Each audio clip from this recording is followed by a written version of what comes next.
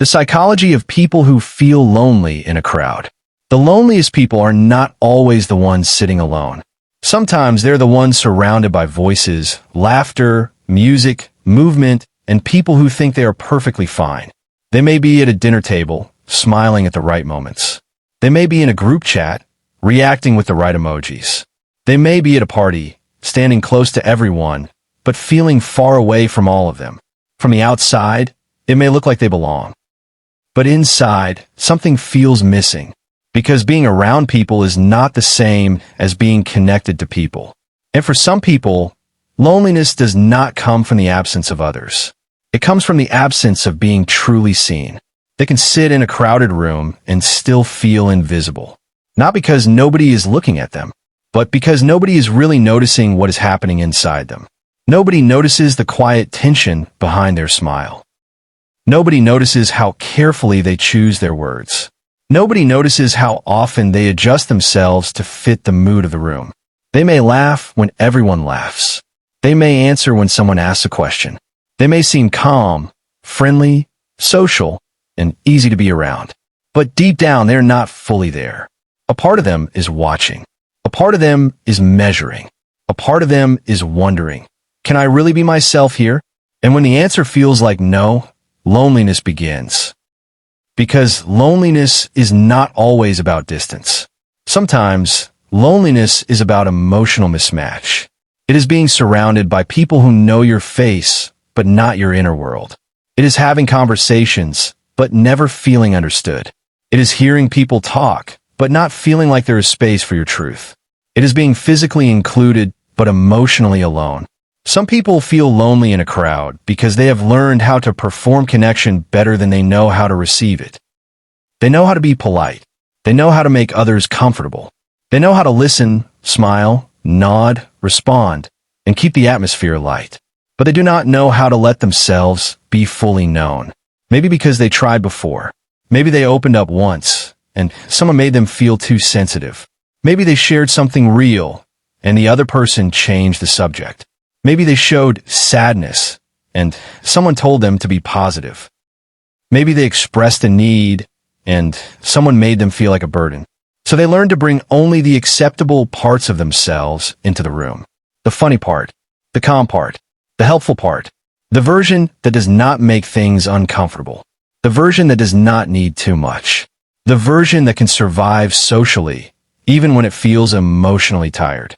And over time, this becomes a mask, not a fake personality, not a lie, but a protective layer, a way of staying safe, a way of being near people without risking rejection. Because sometimes being truly yourself around the wrong people can feel more dangerous than being alone. So they adapt. They read the room. They sense people's moods.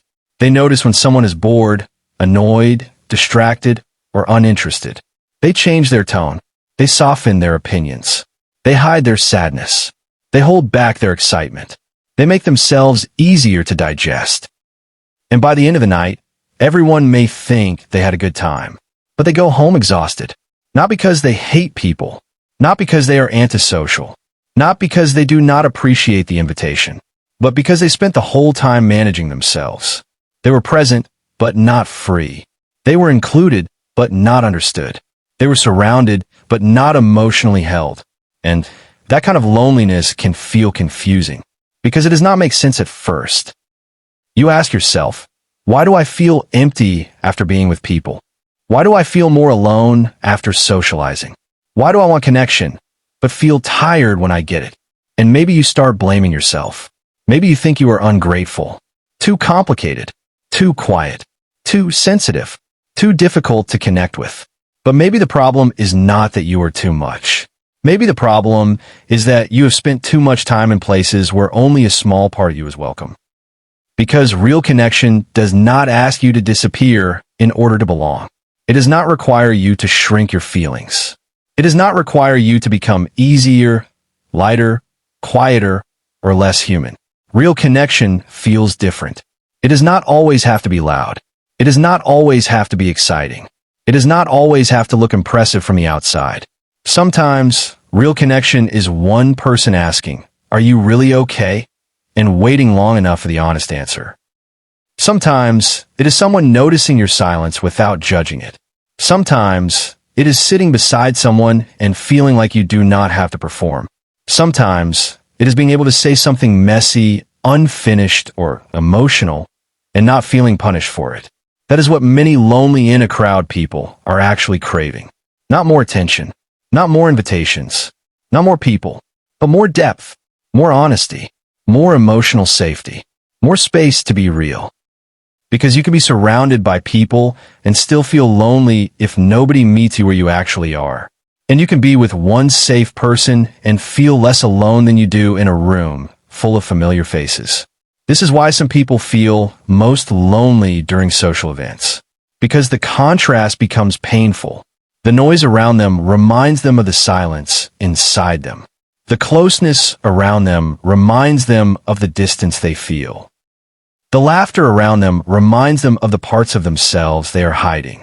It reminds them of what is missing.